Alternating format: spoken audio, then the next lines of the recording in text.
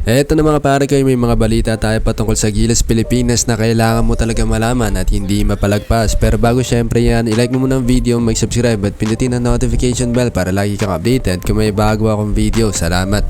Ngayon nga mga pare ko na napakalapit na ng FIBA Asia Qualifiers, hindi na dapat pa-stay put ang Gilas Pilipinas at patulog-tulog. Lalong-lalo na hindi pa makakapaglaro si Kai Soto sa FIBA Asia at nagdedelikado pa nga ang ating naturalized player na si Justin Brownlee.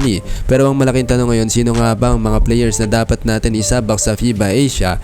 Isa nga sa mga sinasabi lagi na lang nasa comment section na si Renzo Abando daw ang karapat-dapat na isa sa piliin para i-representa ang Gilas Pilipinas sa parating na FIBA Asia kasama si Jordan Clarkson kapalit ni Justin Brownlee. Ano masasabi mo dito? Mag-komento ka lang dyan sa ibaba at tatanungin na rin kita, samantalahin ko na para sa'yo.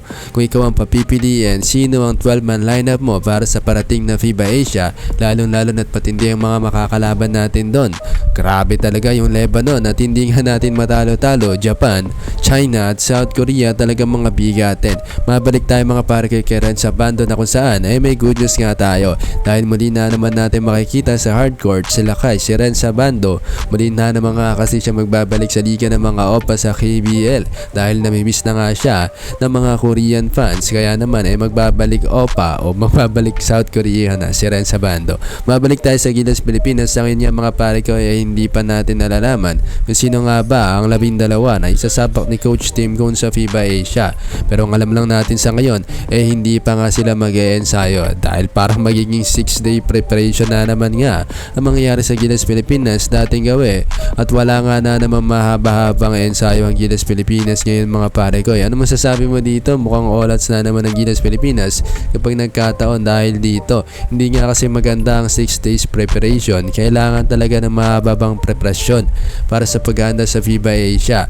Nakita naman natin kung paano tinalo tayo ng Chinese Taipei. Sana naman madala na tayo mga pare ko sa mga 6 days preparation, 12 days preparation at hindi nga ito umubra sa mga international tournaments dahil bigatin din kasi talaga makalaban natin. Kaya nga mga pare ko, yung mga kalaban natin nag-i-ensayo ng buwan, 2 buwan, halos taon-taon mga pare ko talagang pinupursige nila na makataas sila pagdating sa basketball. Samantalang Gilas Pilipinas naman paulit-ulit na nga lang nangyayari at wala nga silang mahaba-habang ensayo na kailangan talaga. Kahit napakalakas ng lineup nyo kung wala naman kayong ensayo hindi talaga mangyayari na manalo kayo mga pare ko. Sana nga makuha natin ang kampeonato sa FIBA Asia.